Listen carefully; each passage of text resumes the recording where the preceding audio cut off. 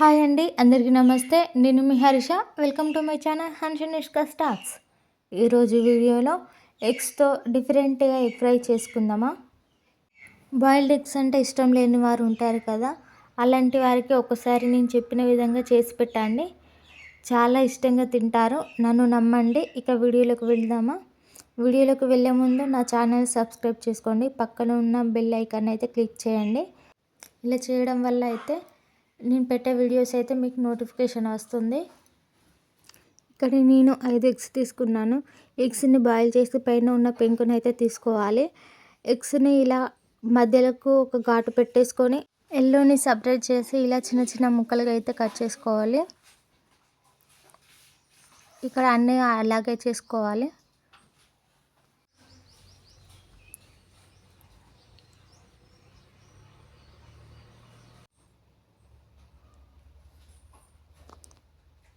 ఇలా అన్నీ చిన్నగా కట్ చేసుకోవాలి. ఈ ఎల్లోస్ని కూడా 2 పార్ట్స్గా చేసుకోవాలి. తర్వాత గ్యాస్ ఆన్ చేసుకొని స్టవ్ మీద ఒక బాండి పెట్టుకొని అందులో 2 టేబుల్ స్పూన్స్ ఆయిల్ పోసుకోవాలి. ఇక్కడ ఆయిల్ పోసిన క్లిప్ మిస్ అయింది, ఏమనుకోకండి. ఆయిల్ హీట్ అయిన తర్వాత అందులో కొంచెం జీలకర్ర వేసుకోవాలి. జీలకర్ర వేగిన తర్వాత పెద్ద సైజు ఉన్న 2 ఉల్లిపాయలు వేసుకొని కలుపుకోవాలి. ఇక్కడ ఉల్లిపాయలు కొంచెం మీడియం సైజులో కట్ చేసుకోవాలి.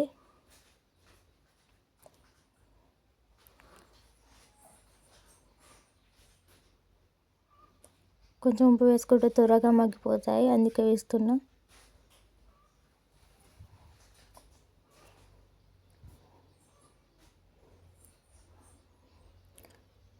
ఉల్లిపాయలు కొంచెం మగ్గిన తర్వాత కొంచెం అల్లం వెల్లుల్లి పేస్ట్ వేసుకొని కలుపుకోవాలి.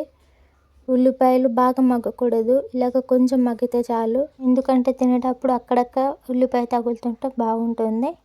అల్లం వెల్లుల్లి పేస్ట్ పచ్చివాసన పోయిన తర్వాత పసుపు వేసుకోవాలి.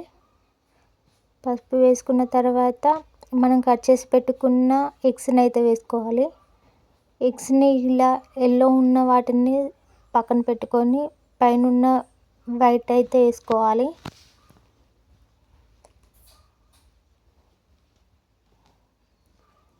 ఇవి బాగా కలుపుకున్న తర్వాత మూత పెట్టేసుకొని ఒక 2 మినిట్స్ మగ్గనివ్వాలి.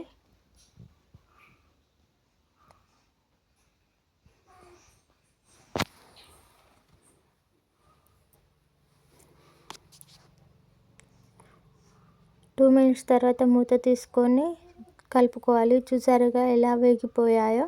పైన వైట్ పార్ట్ అనేది బాగా వేగిన తర్వాత అందులో 2 స్పూన్స్ కారం వేసుకోవాలి. కారం మీ టేస్ట్కి తగ్గట్టు వేసుకోండి. ఇక్కడ నా టేస్ట్ తగ్గట్టు 2 స్పూన్స్ అయితే వేస్తున్నా. అలాగే 1.5 స్పూన్ సాల్ట్ వేసుకొని కలుపుకోవాలి.